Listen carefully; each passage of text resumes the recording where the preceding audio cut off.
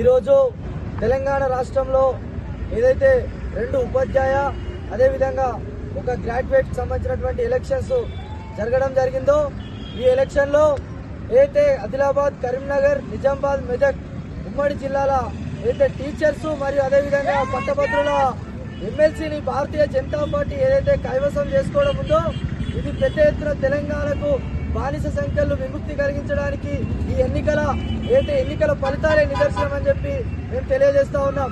ఈరోజు 13 నెలల అయితే కాంగ్రెస్ ప్రభుత్వం ముఖ్యమంత్రిగా రేవంత్ రెడ్డి గారు బాధ్యత స్వీకరించి 13 నెలలు గడుస్తా ఉంది.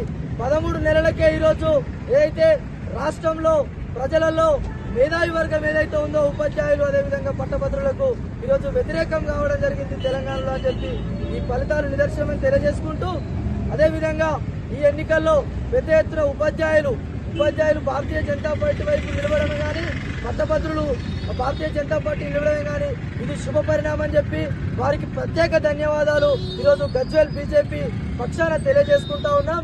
అదేవిధంగా రేవంత్ రెడ్డి గారు కేసీఆర్ కు 10 సంవత్సరాలు పడితే ఈ రోజు మీకు కేవలం 13 నెలలే పట్టింది ఈ రోజు ప్రజలతో చీకొట్టించుకోవడానికి అని చెప్పి మేము తెలియజేస్తా ఉన్నాం.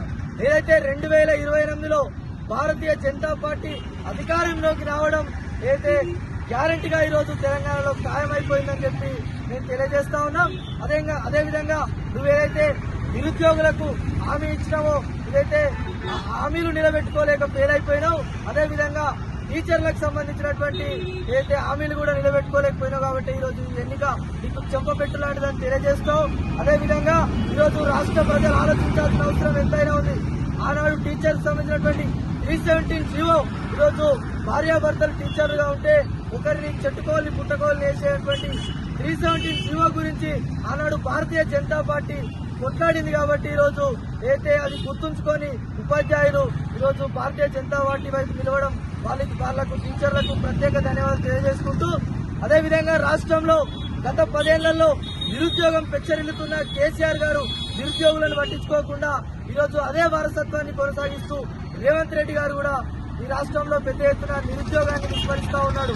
ఇదే పట్టభద్రులు ఈరోజు మీకు చెంపచెల్లు మనిపించారని చెప్పి రేవంత్ రెడ్డి గారికి తెలియజేస్తూ ఈరోజు ప్రజలు కూడా రైతులు, యువకులు, మహిళలు ఆలోచించాలని చెప్పి మేము తెలియజేస్తూ రాబోయే ఎన్నికలు ఏవి జరిగినా భారతీయ జనతా పార్టీకి పట్టం కట్టి తెలంగాణలో కూడా భారతీయ జనతా పార్టీ ప్రభుత్వం తీసుకురావడానికి అందరూ శాయశక్తుల కృషి చేయాలని చెప్పి మా కార్యకర్తలు కూడా కోరుకుంటూ ధన్యవాదాలు తెలియజేసుకుంటున్నాను. భారత్ మాతాకి ఖచ్చితంగా తెలంగాణలో రేపు జరగబోయే ఏ ఎలక్షన్ అయినా సరే మా బీజేపీ ఖచ్చితంగా గెలుస్తుందని చెప్పి ఈ సందర్భంగా తెలియజేస్తుంటూ అదేవిధంగా టీఆర్ఎస్ పాలన 10 ఏళ్లు గడిచినా కానీ వాళ్ళకు అసంతృప్తి మొదలైంది. మొదటి ఎన్నికల్లో ఓడిపోవడం జరిగింది. కానీ కాంగ్రెస్ పార్టీ అనేది 16 నెలలు గడవక ముందుకే తన ప్రభుత్వ పాలనను ఈ గ్రాడ్యుయేట్ కానీ రైతులను కానీ గుర్తించి కాంగ్రెస్ పార్టీకి చెంపు చెల్లని విధంగా అవకాశం ఇచ్చిన గ్రాడ్యుయేట్ అందరికీ ధన్యవాదాలు తెలియజేసుకుంటూ రేపు జరగబోయే ఎలక్షన్ అయినా సరే